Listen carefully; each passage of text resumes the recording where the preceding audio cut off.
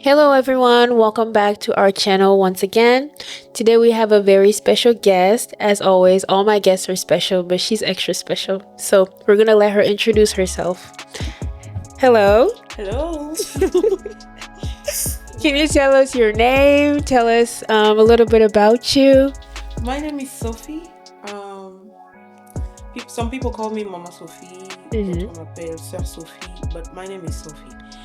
And then je suis la femme du pasteur Edouard Tende. Et puis je suis la maman de 3 garçons. Je crois que c'est ça. C'est ça? Ok. Tu vas bien aujourd'hui? Yeah, je vais très bien. Tu vas très bien? Ça va. Ok. Donc, aujourd'hui, nous allons parler de... We're going to talk more about you. Okay. What is it like being a pastor's wife? You know, what are some things that we might not know that you go through as a pastor's wife, of course? Because je trouve les gens appellent des mamans pasteurs. Bon, moi, je fais ça, maman pasteur. Est-ce que tu te sens comme une maman pasteur? Or would you prefer to be called just Mama Sophie? Really, I don't even prefer to be called Mama Sophie, like for real. You know, usually I tell people, my name is Sophie. Mm-hmm. And you can call me Sœur Sophie because, you know, I'm your sister. Je préfère pas trop, trop de respect, trop de trucs. Donc, quand on t'appelle Maman Sophie, tu te sens comme si il y a trop de respect? Bon, j'accepte ça avec grâce parce que c'est aussi par manque, peut-être pas signe de respect que les gens le font. Donc, je ne peux pas refuser ça. Mais franchement, sincèrement, pour moi, je suis vraiment cool. Okay. Surtout que dans notre église, on a beaucoup de jeunes. Donc, je ne veux pas donner l'impression aux jeunes que, écoute, moi, je suis maman Sophie, moi, je suis maman pasteur, faut pas m'appeler comme vous voulez. Je n'aime pas donner cette impression-là.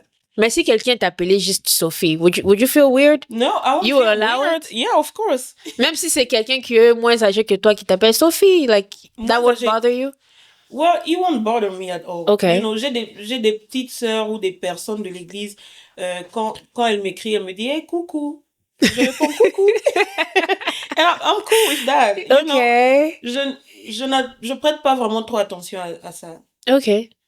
That's good. Parce que je comprends que les gens le font par respect, they just respect, but for me, it's like, it's just normal. J'ai mon petit frère qui m'appelle toujours, hey, so, okay. you know, that's cool with me. That's cool with you. You're the cool mama pasteur, right? I just like to be me, that's all. And again, like, je comprends que les gens fassent ça parce que dans notre culture, on accorde du respect aux gens et tout.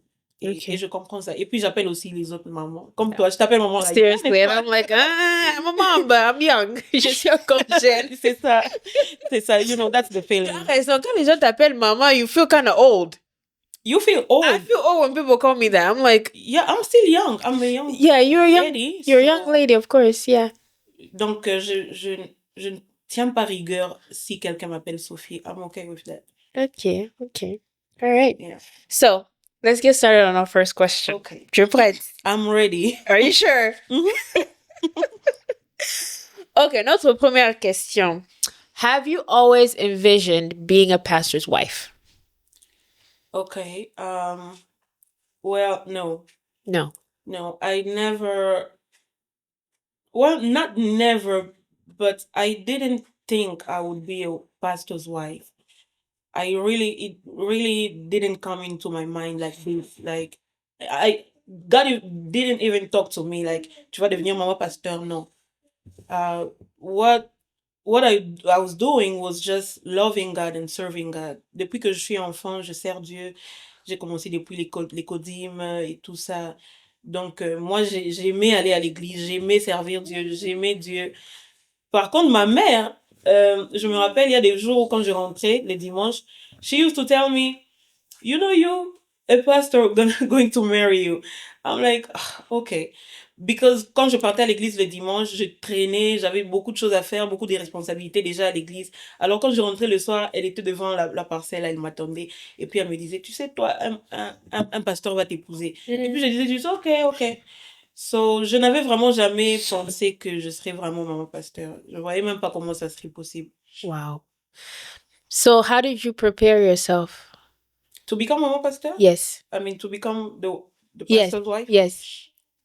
Like I said, I really didn't prepare. I was just serving God. I was just doing what I knew I was called to do. Mm-hmm. And it came just like that. Even when we came here, because my husband became pastor when we came here in the US. Okay. So he was not pastor. He was not a pastor when I met him. He was not a pastor when we got married. He was not a pastor when we came here in the US. So he became a pastor after a while when we got here in the US. So I think I did not get prepared, but I believe God prepared me when I was just doing what He was telling me to do. Mm-hmm. Yeah. That's... Ok. So, tu es devenue maman pasteur après le mariage. Donc, ton mari n'était pas encore pasteur. No. Wow. Alors, quand il est venu te parler, I'm sure he talked to you about it, right?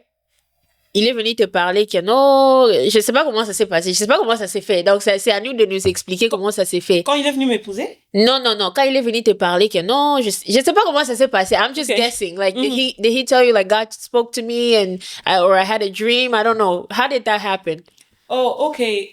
So when we came, quand on est arrivé ici aux États-Unis, on priait quelque part à Cincinnati, and then le Seigneur a commencé à le conduire un peu à un autre endroit. Donc du coup, on a commencé à prier à Heritage Fellowship de English Community, donc l'anglophone, chez les anglophones, chez Pasteur Clady. C'est là qu'on a commencé à prier. On a prié là-bas pendant 1 année. And we used to live in Cincinnati, and we used to drive to Florence, Kentucky to come to church. For 1 year. And after a while, he told me, Dieu me met à cœur qu'on puisse commencer une église et une branche francophone ici à Florence. So I remember that day we were driving, going to see Pastor Clady, and then we got into the office, and before even he say what he wanted to say, the pastor told him, je sens que vous devez commencer une église ici, communauté francophone. At that time, living in Cincinnati, we didn't know like there were Congolese people here, around here. C'est après un moment qu'on a rencontré Papa Didier qu'on s'est rendu compte, il nous a emmenés à Shenandoah et tout. C'est là qu'on a réalisé que waouh, il y a vraiment... Il y a des Congolais, on a imaginé qu'il y avait des Congolais ici à France, quoi. So that's how it started. And I was like, well, si c'est ça que Dieu t'a mis à cœur, then yes, you have to do it. Parce que qui suis-je pour dire non à la volonté de Dieu? Right. Mais tu étais comment, en fait? Comment tu t'es sentie? Est-ce que tu devais te préparer? Il y a certaines choses que tu devrais changer about yourself pour que tu puisses te représenter comme une femme de pasteur? Bon, en fait, je pense que en termes de me préparer,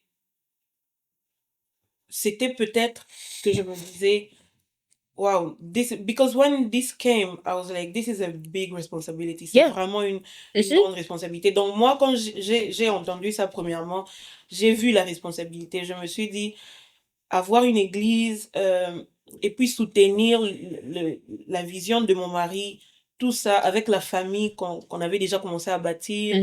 Donc, je me disais, ça, c'est une lourde responsabilité. Donc, peut-être la préparation que vous avez, c'était vraiment seulement de prier, de m'abandonner entre les mains de Dieu pour dire, I don't know how we're going to do this. Je ne sais pas qu'est-ce qui va arriver après des années.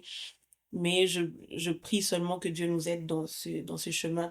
Et je priais aussi plus pour lui, pour qu'il soit, qu'il soit un bon pasteur et qu'il fasse bien les choses. Et tout ça. Wow. Là, c'est super. C'est super. Parce que des fois, je me pose des questions. De maman pasteur, est-ce que vous aussi, vous devez vous préparer? Il y a certaines choses que tu te dis, je ne peux pas faire parce que je suis maman pasteur. Il y a certains habits que vous ne pouvez pas porter parce que je suis maman pasteur. Donc, je dois être un exemple. So, people are watching me. I can't dress like this. People are going to say something. Do you ever feel like that? Yeah, sometimes. Sometimes, yes. Okay. But like I said, moi, personnellement, j'étais déjà une personne qui avait beaucoup de responsabilités depuis très jeune. Okay. Par exemple, à 16 ans déjà, j'ai commencé à conduire une chorale, j'avais des enfants à ma charge. Donc, déjà à l'époque, je savais qu'il y a des choses que je ne peux pas faire. Je dois être un exemple pour mes enfants. je dois pas me comporter comme ci, comme ça, je dois déjà bien m'habiller, je dois bien me présenter. Donc, j'avais ça déjà en moi depuis longtemps. C'est pour ça que je dis, Dieu m'a préparé sans savoir ce qui m'attendait dans le futur. Donc, je me suis pas trop inquiétée pour ça. Mais comme je l'ai dit, sometimes je voyage, je vais avec mon mari quelque part. J'ai envie d'être bien, quoi. J'ai envie d'être moi, simplement. Donc, et puis aussi, il y a ma personnalité à moi. Je ne suis pas une personne qui est trop, par exemple, dans notre communauté, on dit que les femmes doivent s'habiller en pagne, par exemple. Je dis pas que l'épagne est mauvais, j'aime beaucoup l'épagne. Ouais. Mais quand je porte le pagne, par exemple, pour moi, j'aime mettre peut-être une robe, une petite robe et tout. Mais, Une petite robe. bon, une petite robe au genou, pas mini. Pas mini. Parce que chez nous, quand on dit une femme doit porter le pagne, ça doit être le long pagne là, genre la longue robe. Yeah. Je porte ça, mais ce qui est vrai, parfois c'est parce que, tu vois, c'est du genre, dans notre culture, une femme doit faire ça. Mais Okay. si c'est moi, si ça dépend de moi, non. Si ça dépendait qu'il y a non. Non. Really? Mm-mm. Ok. Maintenant, quand tu sors avec monsieur ton mari, vous partez peut-être au resto, vacation, do you still dress that way or you're more relaxed, like, okay, it's just me and him, je peux peut-être porter une petite culotte, je peux porter une robe, I don't know. Tu te sens more relaxed ou bien tu es toujours like, maybe people are around. Somebody will watching me. Somebody's watching me. Il va prendre une photo et puis il va publier ça, I don't know. Bon, là, ça dépend, hein. Ça dépend de où est-ce qu'on va. Ok. Ça dépend d'où est-ce qu'on va, parce qu'il y a des moments où on voyage, on va en Floride. Exactly, You know. yeah. So, dire que je porte des petits trucs, non, moi-même, je suis pas à l'aise dedans, personnellement. Yeah. Mm-hmm. Et puis, j'aime m'habiller, j'ai une façon de m'habiller un peu modeste, et puis il y a aussi une façon dont mon mari aime que je m'habille. Okay. Donc, par exemple, quand on sort, mon mari, il aime bien que je m'habille pantalon, genre classe et tout. Ok. Donc, c'est un peu comme ça. Je me présente bien, je me présente bien, au fait, partout. Mais, je fais aussi plaisir à mon mari comme il veut que je m'habille ou quand il aime que je m'habille, je le fais, au fait. Donc, il n'est pas trop strict. Non, non, tu dois porter kitambala, tu dois porter something, you have to cover your neck. No jewelry, no nails. Okay, he's very relaxed. He's really relaxed. Okay. Dans ces cas, ça te met aussi à l'aise parce que tu te sens confortable de t'habiller comme tu veux. Ok, ok. Maintenant, quand tu es avec ton mari, do you view him as a pastor or you just view him as a normal person? That's a beautiful question. I'm just happy that c'est le genre de conversation que j'ai parfois avec lui-même. Ok. Parce que c'est difficile, hein. C'est difficile de se dire, mon mari que je vois à la maison, c'est le pasteur et tout. Ouais. But sincèrement, je le dis parce que je lui ai même parlé de ça à lui-même. Je lui dis, quand je suis à l'église, tu es mon pasteur. Ok. Yeah. Quand on est à l'église, il est mon pasteur. Donc, quand il prêche et que je suis comme un fidèle dans l'église qui reçoit la bénédiction, qui est comme tout le monde. Parce que je me dis, des fois, les personnes très proches des hommes de Dieu passent à côté de leur bénédiction parce qu'ils se disent, de toute façon, c'est mon mari. Yes. Donc, quand il est là sur la chair, c'est quelqu'un que Dieu a oint. Il est en train de faire ce que Dieu lui dit. Dieu peut lui parler, Dieu peut me parler au travers de lui. Donc, du coup, à l'église, il est mon pasteur. Mais quand on rentre à la maison, il n'est pas mon pasteur. Il est mon mari. Quand il est à la maison, il est ton mari. Oui, il est mon mari. Donc, je peux l'envoyer, il peut jeter le trash dehors. C'est me demander. Ok. Donc, à la maison, c'est normal. Non, à la maison, il n'est pas pasteur. De pasteur, non. Et je crois que, en tout cas, on est sincère. Hein. Au début, j'ai eu du mal parce qu'il y a des moments où, quand on quitte l'église, on arrive à la maison, il commence à parler de l'église. I'm like, non, on a laissé l'église, laissons l'église dehors. Là, c'est la maison, on doit s'occuper de nous, on doit parler de nous, on doit parler de notre famille, de nos enfants. On laisse un peu l'église dehors parce que trop d'église, c'est, ça peut te faire du mal. Mais sinon, c'est ça. Je le vois comme mon pasteur, je le vois comme mon mari, mais aussi je le vois comme un entrepreneur. C'est un entrepreneur, il fait le business. Donc, je le vois aussi comme mon coach. Il m'a enseigné beaucoup de choses dans le business, comment faire, tu vois, comment on fait le business, l'entrepreneuriat et tout. Donc, comme on parle de lui, j'aimerais d'ailleurs profiter pour dire qu'il est vraiment, il joue beaucoup de rôles, en fait. Que ce soit dans ma vie, je vois l'impact, j'ai vu l'impact depuis que depuis qu'on était ensemble. Et puis, c'est le papa de mes enfants. C'est un bon papa. Les enfants l'aiment beaucoup. Parfois, je suis même un peu jalouse parce que les enfants aiment jouer avec lui et tout ça. Donc, yeah, c'est ça. Il joue beaucoup de rôles et c'est beau, au fait. C'est bien. Il sait balancer ces choses-là. Donc, il sait balancer sa vie d'église, sa vie de la maison, his business. Donc, il sait comment c'est partagé partout, quoi. Et du coup, ça nous permet à balancer, même dans la famille. On n'est pas trop... Il n'y a pas de déséquilibre, tu vois. On sait que quand c'est le moment pour nous deux, pour le mariage, on y met du temps. Quand c'est le temps pour les enfants, on donne le temps. Quand c'est le temps pour l'église, on est à l'église. Quand c'est le temps pour le travail, là même, il me pousse beaucoup vraiment pour le travail. Il est à fond. Donc, c'est ça. Wow, beautiful. It's challenging, c'est pas facile, but je pense que par la grâce de Dieu, on arrive à balancer tout ça. So what is your reaction when you hear people criticize him or you hear people judge him? Tant que sa femme. Comment tu te sens à l'intérieur de toi? Tu te dis quoi? Saint-Esprit, tiens-moi. Aide-moi. I need your help. Yeah. En tout cas, maman Raïssa, pour te dire la vérité, je prie beaucoup pour mon cœur. Yeah, je dois être sincère avec toi, hein. Ça fait mal, n'est-ce pas? N'est-ce pas, en tant que oui, femme, ça fait très mal. On parle de ton mari, tu vois, tu es comme... Tu peux accepter que ton mari te fasse quelque chose de mal parce que il va demander pardon, vous allez avancer. Mais si quelqu'un de l'extérieur le fait, that's different, you know. So, je prie pour mon cœur. Ça, c'est une raison. Moi, j'ai beaucoup prié pour mon cœur. Je prie beaucoup pour mon cœur parce que le cœur garde beaucoup de choses. Alors, je prie pour mon cœur pour que je ne garde aucun mal contre personne, que je sois ouverte, que je pardonne, que je laisse passer certaines choses, que je ne dise rien. Parfois, je peux avoir mal et je ne dis rien. Je parle seulement à Dieu. Parfois, je peux même avoir mal, je peux même avoir entendu des choses que lui n'a pas entendues, mais je ne lui dis pas, pour ne pas lui faire mal aussi. Donc, j'essaie de gérer ça moi-même.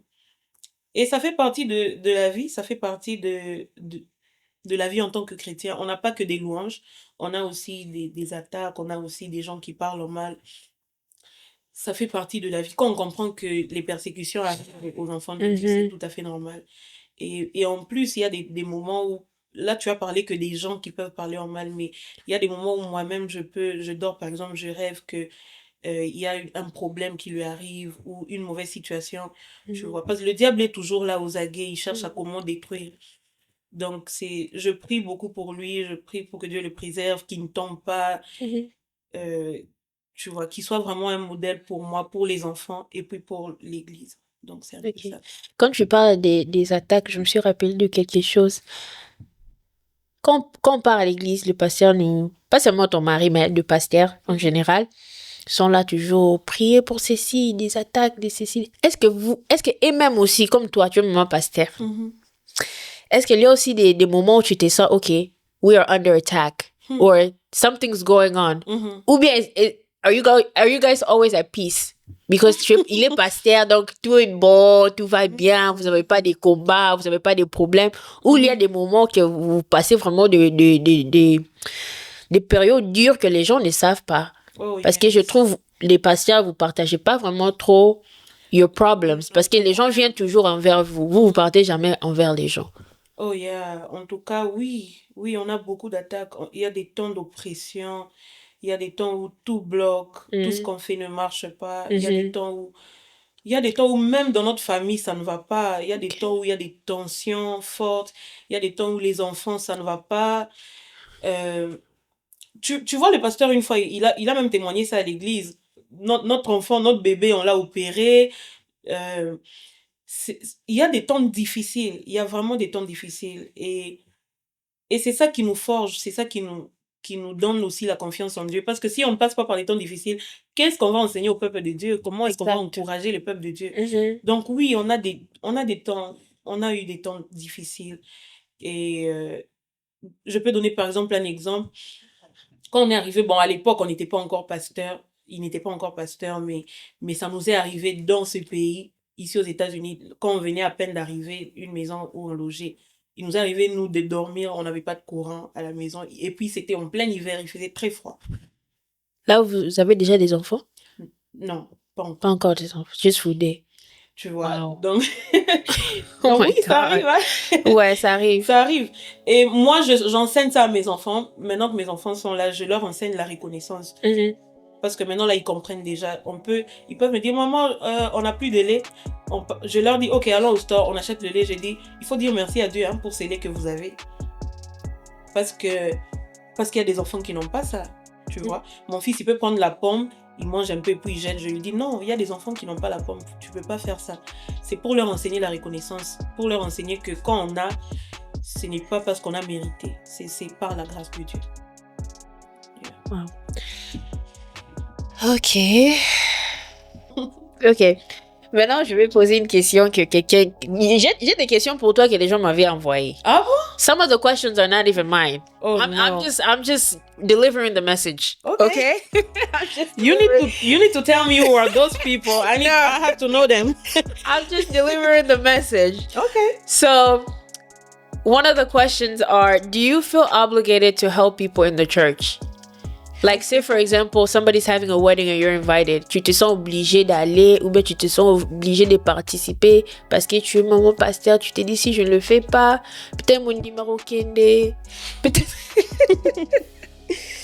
Peut-être la personne va se fâcher. Peut-être. Ou bien tu te dis, je suis pas obligée de partir. C'est pas parce que je suis maman pasteur que je suis obligée de partir. Comment tu arrives à gérer ça? Bon, moi, ça, en fait, pour te dire la vérité, l'église au Congo et l'église aux États-Unis, c'est différent. Il y a beaucoup plus de challenges ici, je pense. Hein. En tout cas, moi, je pense qu'il y a beaucoup plus de challenges ici. Comme tu l'as dit, si je parle pas à Mondimi, peut-être à Kokende, tout ça, ce sont des choses qu'on rencontre ici, hein. N'est-ce pas? Yeah. Donc, en tout cas, moi, personnellement, tu sais, j'aime aider les gens. J'ai aidé certaines personnes par la grâce de Dieu. Mais pour répondre à ta question, si c'est obligatoire, non, ce n'est pas obligatoire. Parce que dans tout ce qu'on fait, c'est bien aussi de préserver son bien-être personnel et de garder parfois aussi son privacy. You know? So, par exemple, si on m'invite à un mariage, je vois si c'est possible parce que... Et puis en grandissant, on a différentes responsabilités, obligations. Donc, c'est voir les priorités. Si vraiment je peux y aller. Si c'est dans la ville, par exemple, j'ai quelqu'un pour garder mes enfants. Donc, je vois tout ça. Si j'ai personne pour garder mes enfants, je vais pas me tuer avec les enfants pour aller à un mariage. Donc, c'est un peu ça. Donc, ça dépend. Tu vois, ça dépend des circonstances, ça dépend de quand est-ce que quelque chose arrive et tout. Mais dire que c'est obligé, non, c'est pas obligatoire. Et c'est important, même en aidant, de se garder, se protéger. Garder son bien-être personnel. Ok. Étant la femme du pasteur, si ton mari ne s'attend pas avec quelqu'un avec qui tu es proche, par exemple, ou avec qui you guys have a good relationship, est-ce que tu te sens comme you have to pick a side or do you automatically go to your husband's side? So, moi personnellement, par rapport à ma personnalité, je suis une personne qui observe beaucoup. Je peux prendre le temps d'observer quelqu'un sans peut-être même m'approcher de la personne. Je prends le temps d'observer et puis je m'approche de la personne. Alors, connaissant aussi le caractère de mon mari, lui, c'est l'opposé de moi. Alors, ça peut arriver évidemment qu'il me dise, par exemple, non, tu vois, telle personne. Je suis pas pressée à to pick a side, like you said. I take my time to observe. And sometimes, I talk to him because I know, je connais mon rôle, je connais ce que je fais à côté de lui. So, sometimes, je reste calme, je ne dis rien. Il peut me dire quelque chose, je ne dis rien. Et puis, j'attends le moment opportun pour lui dire. Il y a des temps, il peut avoir raison, des temps où il peut pas avoir raison. Mais il y a des temps où je lui dis non, il faut reconsidérer ça, ou il faut revoir un peu, tu vois. Mais ce que j'aime aussi, ce que j'aime aussi avec lui, c'est que, in our relationship, It's like when he goes out, il y a beaucoup de pression à church, le travail. And then when he comes home, il dépose tout ça sur moi. Oh. Yeah, il dépose tout sur moi parce que il doit à un moment là se décharger. Yes. Donc, il va déposer tout sur moi because I'm the person who's there, who he can talk to. So, when he talks to me about some frustrations and all that, j'essaie d'être un soutien pour lui parce que la pression, ça peut faire que quelqu'un se pose aussi des questions et tout. Alors, moi, j'essaie de l'aider parce que prendre des décisions sous pression, ce n'est pas une bonne chose. Donc, là, ce que moi je fais, c'est de le calmer. Après, avec le temps, tu te rends compte que, il a pick up, il s'est rétabli ou il s'est quand même, reconstruit.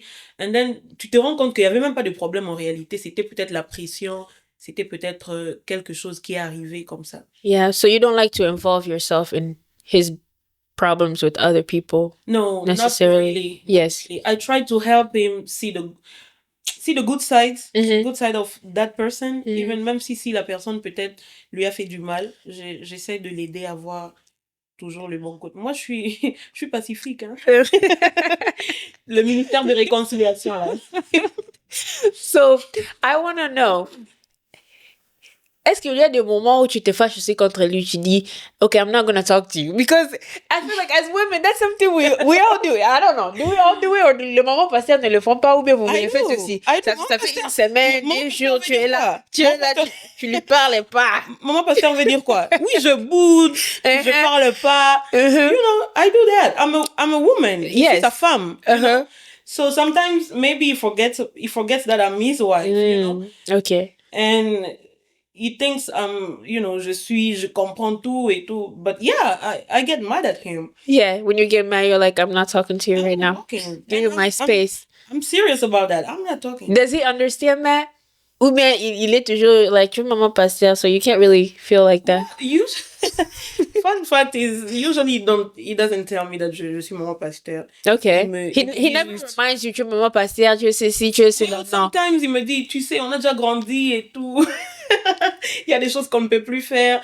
Et puis, tu vois, tu es maman pasteur. But je dois être honnête. Sometimes, c'est moi qui lui rappelle, d'ailleurs, tu es pasteur. But, just in case you forgot. Yeah, just in case. But, I get mad at him. Because he's a person. He's my husband. Yes, he's your husband. And quand il fait les choses que les husbands make you upset. Like not taking out the trash. Right? That's one of our triggers. They're supposed to do that. Yeah, they are. I agree. That's the least they can do. What else do they do? Well, they don't do the dishes, the cooking. They eat. Changing diaper. Changing diaper. So at least they have to take out the trash. Yes, and replace the bag. Oh, yeah, surtout ça. They always forget. And replacing the bag. C'est pas parce que tu jettes la poubelle, moi je dois encore venir remplacer les sachets. Non, tu dois tout faire. Everything. That's up to you. I'm glad somebody agrees. Even pastors. Even pastors? Yeah. This is an all men thing, huh? Donc le pasteur, la façon dont nous on voit des pasteurs n'est pas la façon dont vous voyez vos maris. The pastor is a person. It's a person. He's a person. Same thing. And we live a very normal life. Yeah, a very normal. On n'est pas au ciel, on vit sur terre. So, c'est bien de dire aux gens que on vit une vie normale. On essaie de tout faire bien pour la gloire de Dieu. On n'est pas saint, 3 fois saint. On veut être parfait. On n'est pas parfait. On veut être parfait, comme la Bible nous le dit. On court vers la perfection, on n'est pas parfait, on est des hommes. Évidemment, on sait qu'on doit être des exemples pour des gens, on doit être sage, intelligent, mais on n'est même pas qualifié, c'est Dieu qui nous qualifie. Donc, on vit une vie normale. En tout cas, même chez nous, bon, pour ceux qui ont la chance de nous voir chez nous, le pasteur surtout, c'est quelqu'un de très funny. He can be at home dancing, shouting like crazy, parce que il est à la maison, il est lui. Yeah. Lui-même aussi se voit comme somebody normal. Of course.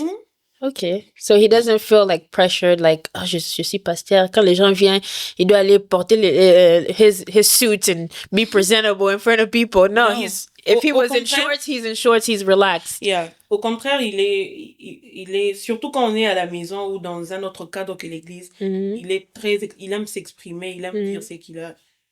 Yeah, il est comme ça. Ok, that's good. Maintenant, est-ce que les enfants savent que leur papa est pasteur et leur maman c'est un maman pasteur? They know. They know. Yeah, they know that he's a preacher. They know. Yeah. Okay. They know that he preached. Do the kids have expectations on how to act or how to behave outside of home? Outside of home, on éduque les enfants comme, on essaie de leur donner une bonne éducation, d'être des bons enfants, d'être polis et tout ça. But I don't think ils sont encore to the level where we have to tell them, like, écoute, vous êtes des enfants des pasteurs, donc vous ne devez pas faire ci, faire ça. On essaie juste de les dire, tu sais, tu es l'ami de Jésus, tu peux pas faire ça. Tu sais que tu es, Jésus t'aime. Tu sais que même si je ne suis pas là, Dieu te voit. Un jour, mon fils Nathan m'a dit, Mommy, I didn't do that. Parce qu'on m'a dit qu'il avait fait quelque chose. Alors, il me dit, I didn't do that. You know, even when you're not there, God is watching us. He told me that. Like, God is watching me.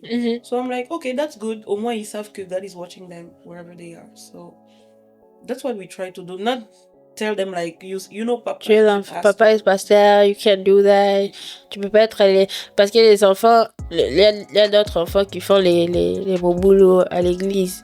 Est-ce que vous dites aux enfants, avant qu'on part là-bas, you have to stay in your seat. Ne bouge pas. Ne bouge pas, sinon tu vas embarrass your dad. Non. Tu laisses les enfants faire ce qu'ils veulent faire. Yeah, les enfants sont eux. Ils sont vraiment eux-mêmes. They do what they do. They're just being kids. Okay. And that's okay with me. Au contraire, j'ai souvent beaucoup de good reports. Souvent, quand ils vont là en bas avec Julie, Julie me dit toujours, wow, tes enfants, ils connaissent la Bible. They are smart and all that. And I'm like, okay, praise God. So I have another question for you.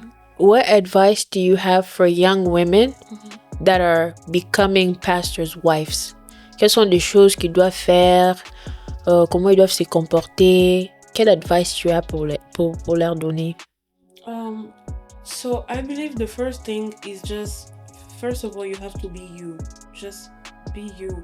Don't try to be somebody pour plaire, que ce soit à ton mari ou plaire à des gens, à une communauté. Sois toi. Et puis deuxièmement, fais ce que Dieu te demande de faire. Parce que en tant que femme de pasteur, on a un appel venant de Dieu. On a des choses que Dieu nous a demandé de faire.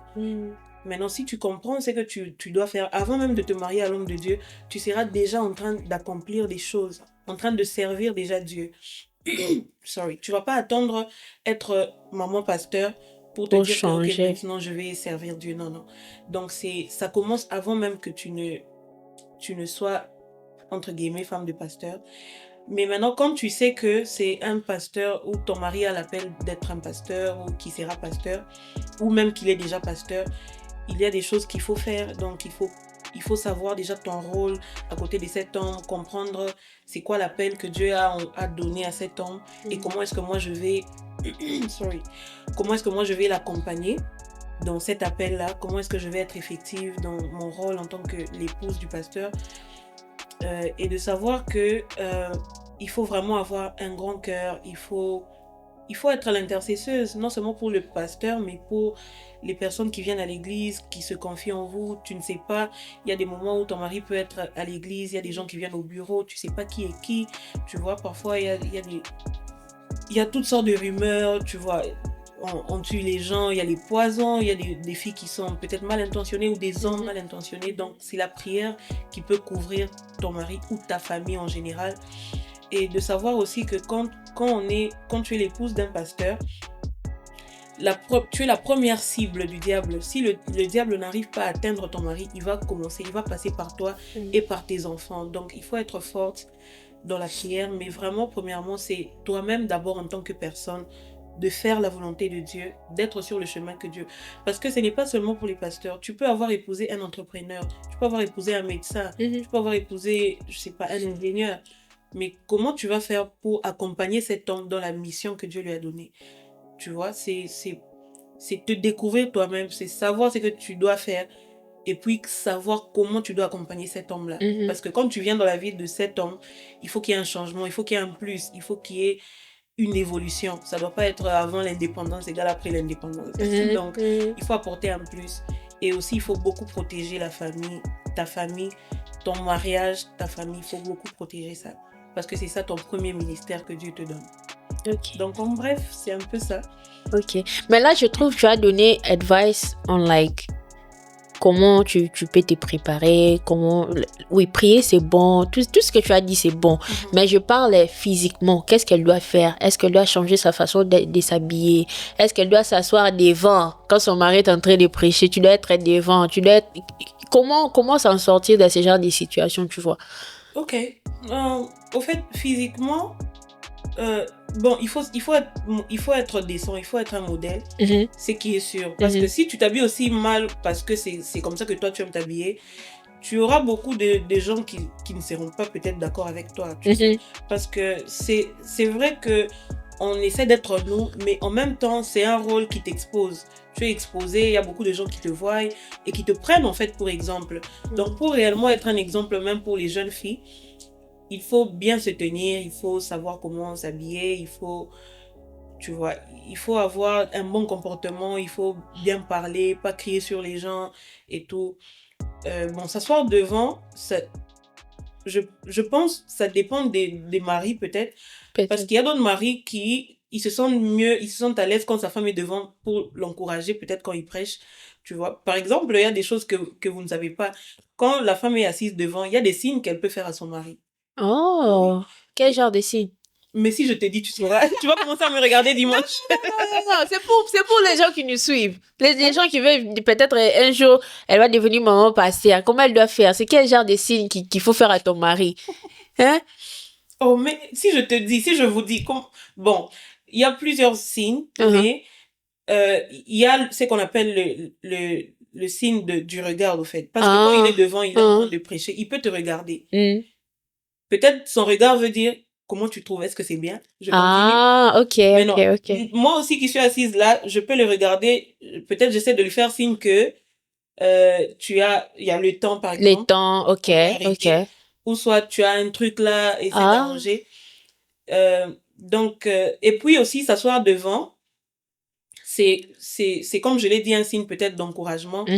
Mais c'est aussi quand tu es devant, quand la femme est assise devant, c'est pour regarder si son mari est présentable. Il y a quelque chose qui ne va pas, il peut peut-être être en train de prêcher, il transpire par exemple, et puis il n'y a pas de mouchoir par exemple, ou soit il a besoin d'eau, tu sens que là il a besoin d'eau, on doit emmener de l'eau, donc c'est pour le surveiller, c'est comme tu joues un rôle de surveillance quoi. Ok, mais s'il transpirait par exemple, tu vas aller devant le suer ou bien non il faut non, il va se suer lui-même, on va lui donner le mouchoir. Ok. Parce que ça sera une distraction après. Après ouais, that's true. Donc si une fille de protocole vient suer le pasteur, donc non, qui va bon, on voit ça non?